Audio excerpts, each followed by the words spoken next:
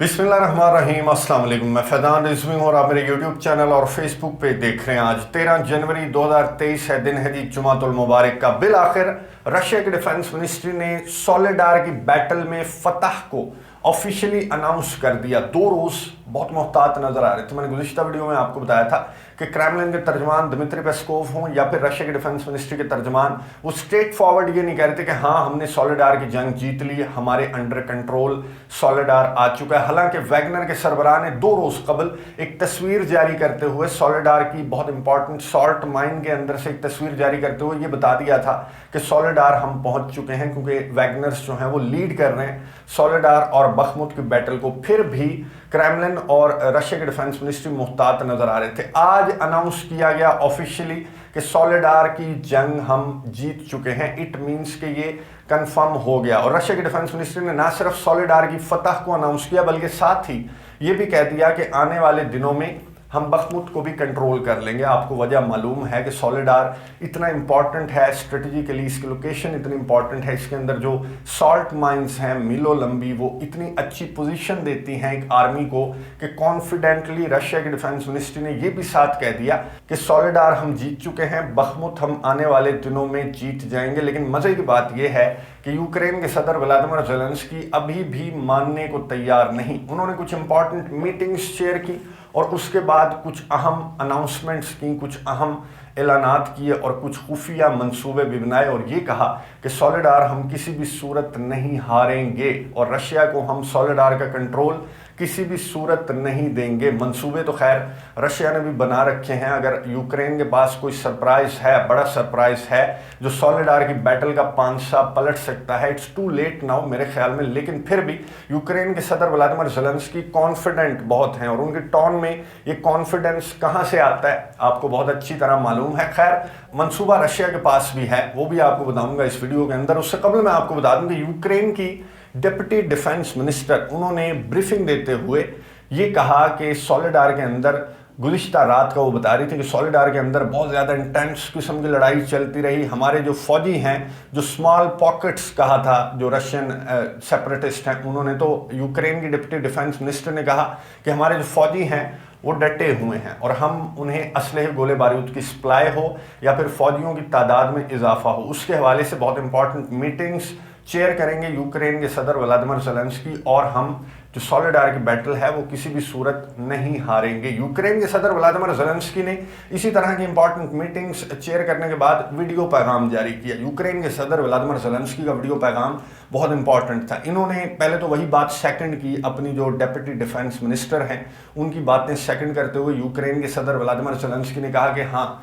सोलेडार के अंदर रशिया पहुंच चुका है, वैगनर्स पहुंच चुके हैं, लेकिन मुकम्मल तौर पर सोलेडार रशिया के कंट्रोल में नहीं है। और उन्होंने डिनाई किया, मुस्तरद किया रशिया की डिफेंस मिनिस्ट्री, वैगनर्स या फिर जो सेपरेटिस्ट हैं रशियन डोनेट्स्क रीजन के अंदर, उनके क्लेम्स को मुस्तरद करते हुए यूक्रेन के सदर व्लादिमीर ज़ेलेंस्की ने कहा कि ऐसा नहीं है, हमारे फौजी डटे हुए हैं, आखिरी दम तक डटे रहेंगे और हमारे पास मंसूबे हैं कि हम अपने फौजियों को किस तरह से असलहे गोले बारूद की सप्लाई जारी रखेंगे और वहां पर अपने फौजियों की तादाद में इजाफा करेंगे। यूक्रेन के सदर व्लादिमीर ज़ेलेंस्की ने, आपको याद होगा गुज़िश्ता दिनों रशिया के सदर व्लादिमीर पुतिन ने एक इंपॉर्टेंट मीटिंग चेयर करने के बाद जब मीडिया ब्रीफिंग हुई तो उन्होंने ये कहा था कि जो कुछ मेरे फौजियों को चाहिए, मुंह से वो जिस असलहे का नाम निकालें उन्हें आपने वो असलहा सप्लाई कर देना है। यही बात यूक्रेन के सदर व्लादिमीर ज़ेलेंस्की ने की अपने वीडियो पैगाम के अंदर। उन्होंने कहा कि जो चीज़ सोलेडार के अंदर डटे हुए यूक्रेनी फौजियों को जो भी असलहा, लीथल वेपन, गोला बारूद चाहिए, उनके मुंह से वो बात आने से पहले आपने पूरी कर देनी है। और जो फौजियों की तादाद है सोलेडार के अंदर, उसके हवाले से हमने कुछ इंपॉर्टेंट किस्म के मंसूबे, खुफिया मंसूबे बना लिए हैं जो कि मैं वीडियो मैसेज के अंदर उन्होंने कहा कि अनाउंस नहीं करूंगा। यूक्रेन के सदर व्लादिमीर ज़ेलेंस्की ने नेटो ममालिक, यूरोपियन कंट्रीज को, स्पेशली जर्मनी को मुखातिब करते हुए कहा कि जो लेपर्ड 2 टैंक्स हैं जो कि जर्मनी ने देने से इनकार कर दिया था, तो यूक्रेन के सदर व्लादिमीर ज़ेलेंस्की ने कहा कि बहुत सारे दीगर ममालिक की जानिब से हमें लेपर्ड और लेपर्ड 2 टैंक्स की ऑफर्स हैं जैसे कि फिनलैंड और पोलैंड की जानिब से। और यूक्रेन के सदर ने कहा कि फिनलैंड और पोलैंड के नक्शे कदम पर चलते हुए जिन जिन यूरोपियन कंट्रीज नेटो ममालिक के पास लेपर्ड टैंक्स हैं या फिर लीथल वेपन है जो कंट्रीज हमें नहीं देना चाह रहे वो देना चाह रहे हैं, तो आप उनके नक्शे कदम पर चलते हुए हमें दे दें। और जो कंट्रीज, जर्मनी का नाम लिए बगैर उन्होंने कहा कि जो कंट्रीज नखरे करते हैं तो वो करते रहें। तो जर्मनी के जो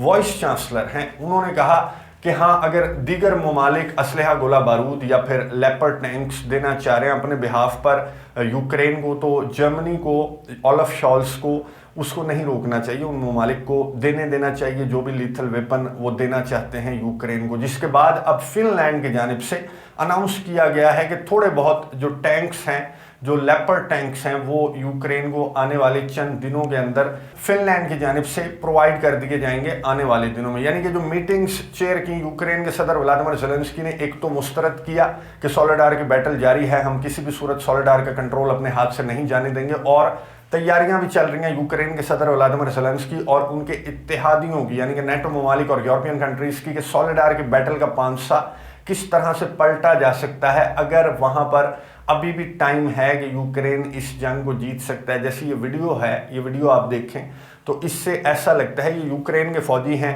जो कि वैगनर्स के सामने सरेंडर करते हुए नजर आ रहे हैं सोलेडार के अंदर। तो जिस तरह की सिचुएशन, जिस तरह के विजुअल्स सोशल मीडिया के ऊपर गर्दिश कर रहे हैं, तो लगता यह है कि it's too late now for Ukraine और उसके इत्तेहादियों के लिए बहुत देर हो गई कि सोलेडार की बैटल के अंदर कोई पांसा अगर वो पलटना चाहते हैं तो इट्स टू लेट नाउ। जिस तरह की वीडियोस मैं आपको दिखा रहा हूँ, ये जो गर्दिश कर रही हैं सोशल मीडिया के ऊपर। लेकिन बहरहाल यूक्रेन के सदर व्लादिमीर ज़ेलेंस्की की टोन में कॉन्फिडेंस भी है, उन्होंने मीटिंग्स भी चेयर की और उनके पास कुछ प्लान्स भी हैं। इन मीटिंग्स के अंदर एक और बात भी डिस्कस हुई और बहुत इंपॉर्टेंट बातें डिस्कस हुई। एक जो हाई रैंक ऑफिशियल हैं यूक्रेन की एयर फोर्स के, उन्होंने यूक्रेन के सदर व्लादिमीर ज़ेलेंस्की को बताया कि इधर भी ज़रा ध्यान रखें, जो बेलारूस का बॉर्डर है, उन्होंने बड़े श्योरिटी से कहा कि यहाँ बेलारूस के बॉर्डर से एयर रेड्स की जाएंगी यूक्रेन के दारुल हुकूमत के ऊपर। और ये सैटेलाइट इमेजेस आपको नज़र आ रहे होंगे, कुछ सैटेलाइट इमेजेस दिखाए गए हैं जिसमें ये बताया गया है कि बेलारूस जो बॉर्डर करता है यूक्रेन के साथ, उस एरिया के अंदर ना सिर्फ रूस और बेलारूस के ट्रूप्स, ना सिर्फ रूस और बेलारूस की एयर ड्रिल्स का आगाज हो गया, बल्कि वहां पर कुछ ऐसे सैटेलाइट इमेजेस में सबूत नजर आए हैं कि S-300 हो, S-400 हो, रशिया का सामान हो, असलहा, गोला बारूद हो, टैंक्स हो, व्हीकल्स हो, वो वहां पर ठीक उसी तरह खड़ी हुई हैं जिस तरह से गुज़िश्ता साल फरवरी के अंदर यूक्रेन के बॉर्डर पर जो मनाजिर सैटेलाइट इमेजेस के अंदर दिखाए गए थे, वैसे ही कुछ मनाजिर बेलारूस और यूक्रेन के बॉर्डर पर भी हैं। बेलारूस की साइड से रशिया हमला कर सकता है किसी भी वक्त यूक्रेन के दारुल हुकूमत पर। एक ऐसा दावा, एक ऐसी इंटेलिजेंस जिसे पेंटागन ने डिनाई किया। पेंटागन की ब्रीफिंग के दौरान जॉन गर्बी से सवाल किया गया एक सहाफ़ी की जानिब से कि यूक्रेन के जो ऑफिसर हैं, यूक्रेन के सदर व्लादिमीर ज़ेलेंस्की समेत यूक्रेन के जो हाई रैंक्ड मिलिट्री ऑफिसर हैं, वो ये समझते हैं कि बेलारूस हमला करेगा यूक्रेन के ऊपर, तो क्या आप ऐसी तैयारियां देख रहे हैं? क्योंकि आपकी तो इंटेलिजेंस है जो यूक्रेन को मिलती है। तो जॉन गर्बी ने कहा कि अभी तक हमारे पास इस तरह के कोई एविडेंस हमें मौसूल नहीं हुए कि बेलारूस की साइड से रशिया या फिर खुद बेलारूस यूक्रेन के ऊपर हमले की तैयारी कर रहा है। तो हमारे पास जो ही इंफॉर्मेशन आई तो हम वो यूक्रेन के साथ, अपने पार्टनर के साथ, अपने इत्तेहादी के साथ शेयर कर देंगे। लेकिन मेरे ख्याल में मुझे ऐसा लगता है जिस तरह की इंटेंस किस्म की लड़ाई ईस्ट में चल रही है, तो सबसे अच्छा प्लान यही हो सकता है कि आप जो नॉर्थर्न बॉर्डर है वहाँ से भी एंगेज कर दें यूक्रेन की आर्मी को। और हुआ भी यही कि जो गुज़िश्ता रोज़ मैंने आपको बताया गुज़िश्ता वीडियो के अंदर कि कुछ नई तैनातियाँ हुई हैं, कुछ शफलिंग हुई है, जो कमान है यूक्रेन के अंदर, जो ऑपरेशन की कमान है उसमें तब्दीलियाँ हुई हैं। जो नए कमांडर हैं उनके ऑर्डर्स पर कुछ अहम दौरे हुए, कहाँ पर?